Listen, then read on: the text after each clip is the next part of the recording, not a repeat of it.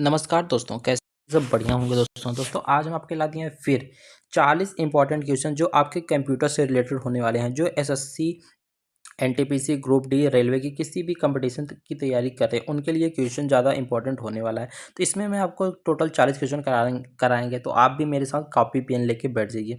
तो आपको ये बताना कि आपका 40 में से 40 बन रहा है या 40 में से आपका 35 बन रहा है। तो आपको जितना भी बन रहा है आपका स्कोर आपको कमेंट में ज़रूर बताना है। ठीक है दोस्त, मैं आपका वेट करूँगा।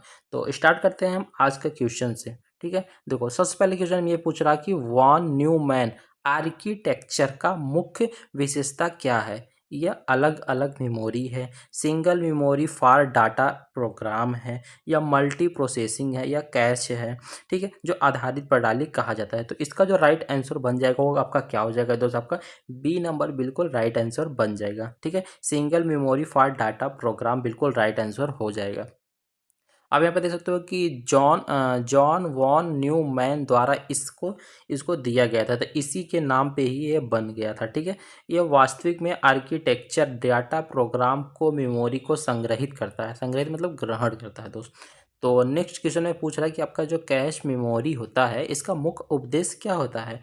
अस्थायी संग्रह होता है, बैकअप होता है, या सीपीयू का गति बढ़ाना होता है, या इनपुट स्टोरेज होता है। तो इसका जो राइट आंसर हो जाएगा आपका दूसरे नंबर क्वेश्चन का, तो क्या होगा, इसका हो जाएगा आपका सी नंबर बिल्कुल राइट आंसर। सीपीयू का गति बढ़ाता है। जो आप कैश मेमोरी करते हैं तो आपका सीपीयू का जो गति होता है वो आपका बढ़ जाता है। तो आप यहाँ पे देख सकते हो यह रैम के बीच का उच्च गति मेमोरी है जिससे एक्सेस और टाइम कम हो जाता है। ठीक है दोस्त, आप चलते हैं नेक्स्ट क्वेश्चन पे। नेक्स्ट क्वेश्चन पे आपसे पूछ रहा है कि इंटरप्ट क्या है। ठीक है, मेमोरी इनपुट है, सॉफ्टवेयर त्रुटि है, आपका सीपीयू को भेजा गया सिग्नल है, या आपका ये क्या है, वायरस है। तो इसका जो आपका राइट आंसर बन जाएगा आपका क्या है, ये सीपीयू को भेजा गया आपका क्या है, सिग्नल है। सी नंबर बिल्कुल राइट आंसर हो जाता है। तो आप देख सकते हो कि यह सिग्नल को सीपीयू में वर्तमान को रोके गए कार्य को निर्देश करता है, मतलब कार्य को रोकने के लिए काम करता है। वर्चुअल मेमोरी के आधार क्या है। ठीक है, आपका ये आपका प्लगिंग है, आपका ये रजिस्टर है, ये आपका BIODS है, या कैश है। तो आपका जो राइट आंसर बन जाएगा वो आपका क्या है, वर्चुअल मेमोरी, ये आपका है पैगिंग है। ठीक है, ठीक है, आपका बी नंबर बिल्कुल राइट आंसर हो जाएगा। यह तकनीकी उपयोग को हार्ड डिस्क को रैम की तरह उपयोग किया जाता है। ठीक है, ध्यान दीजिएगा वर्चुअल मेमोरी। रैड का पूरा नाम क्या है। ठीक है, रैंडम एरी इंडिपेंडेंट डिस्क है, या आपका ये आपका हो गया red array in independent disk है, या आपका रैपिड एक्सेस इंटरनल डिस्क है, या आपका रिमोट एरिया डिस्क है। तो आपका जो राइट आंसर बन जाएगा आपका क्या हो जाएगा, 5 नंबर का दोस्त, ये आपका बी नंबर बिल्कुल राइट आंसर हो जाएगा। बी नंबर आपका बिल्कुल राइट आंसर हो जाएगा।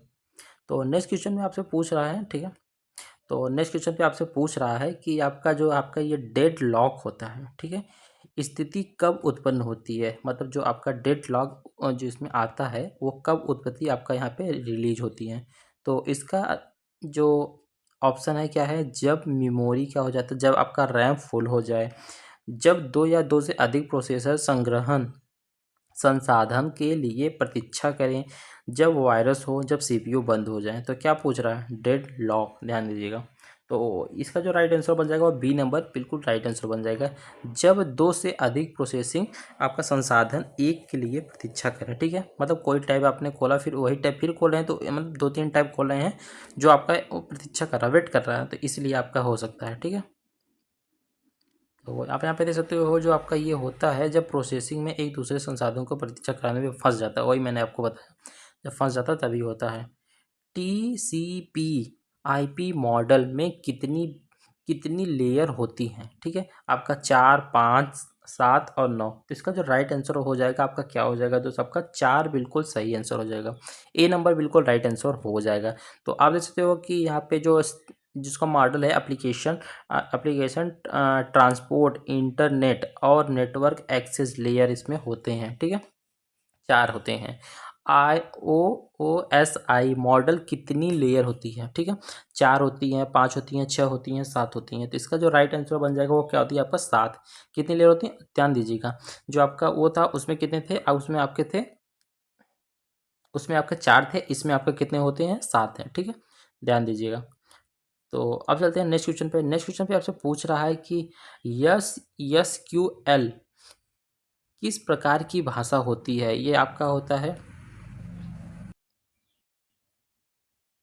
ये आपका प्रोसेड्यूलर होता है, ये आपका क्यूरी लैंग्वेज होता है, असेंबली होता है, या मशीन होता है? तो इसका जो राइट आंसर बन जाएगा 9 नंबर का क्या होता है आपका?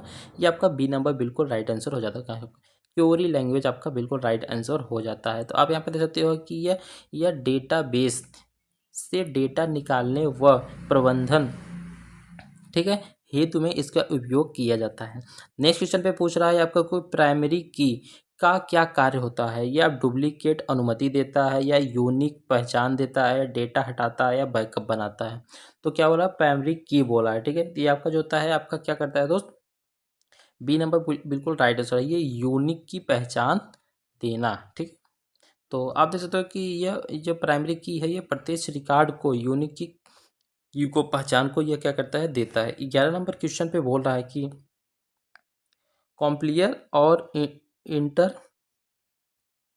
इंटरप्रेटर के मुख्य अंतर क्या है? ठीक है, तो यह जो होता है लाइन बाय लाइन होता है। ठीक है, इंटरप्रेट का पूरा प्रोग्राम होता है, या कॉम्प्लियर का पूरा प्रोग्राम एक साथ होता है, या दोनों एक समान होते हैं? तो इसका जो राइट आंसर बन जाएगा 11 नंबर को सी नंबर बिल्कुल राइट आंसर बन जाएगा। ठीक है, यह पूरा एक समान होता है। ठीक है, यह पूरा क्या होता है? एक समान होता है। अब चलते हैं नेक्स्ट क्वेश्चन पे। नेक्स्ट क्वेश्चन पे आपसे पूछ रहा है IPv4 एड्रेस में एड्रेस में कितने बिट होते हैं? ठीक है, तो 16, 32, 64, 128। ठीक है, तो इसमें जो आपका राइट आंसर हो जाएगा वो आपका 32 नंबर बिल्कुल राइट आंसर हो जाएगा। 32 नंबर बिल्कुल राइट आंसर हो जाएगा। ठीक है, तो आप यहाँ पे देख सकते हो कि इसमें जो PIV4 का 24 बिट एड्रेस के यहाँ पे उदाहरण के लिए 192, ठीक है, 192, 168 और 1.1, ठीक है, इस तरीके से होते हैं। अब नेक्स्ट क्वेश्चन में पूछ रहा है कि IPv6 एड्रेस में कितने बिट होते हैं? ठीक है, 32, 64, 28 और 256, 128 और 256। तो इसका जो राइट आंसर बन जाएगा वो आपका 128 बिल्कुल सही आंसर हो जाएगा। 128 आपका बिल्कुल सी नंबर बिल्कुल सही आंसर हो जाएगा। ठीक है, नेक्स्ट क्वेश्चन पे बात करते हैं। तो आपको कहता है ब्लैक चेन का मूल सिद्धांत क्या है? ठीक है,